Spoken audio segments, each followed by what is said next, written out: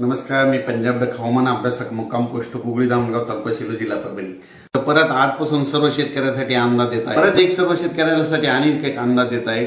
तुम्हाला एक सांगू इच्छितो की राज्यामध्ये 9 जून पासून ते 13 जून पर्यंत राज्यामध्ये काही काही भागामध्ये जोरदार पाऊस पडणार आहे. त्या जिल्ह्याचे नाव सांगतो.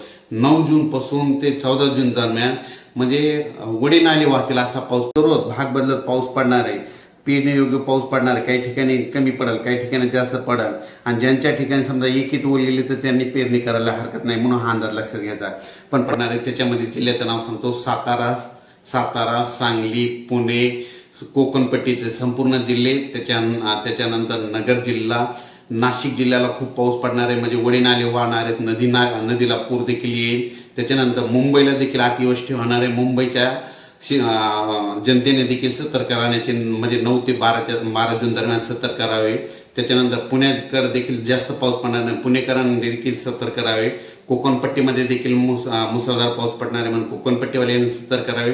तसेच धुळे, नंदुरबार, जळगाव या भागात जरी जोरदार पाऊस पडणार आहे, वडी नाले वाहणारा पाऊस पडणार आहे. तो पाऊस नगरपर्यंत येणार आहे, संभाजीनगरपर्यंत येणार आहे, आणि त्यात बीड जिल्ह्यापर्यंत येणार आहे, परभणीपर्यंत येणार आहे.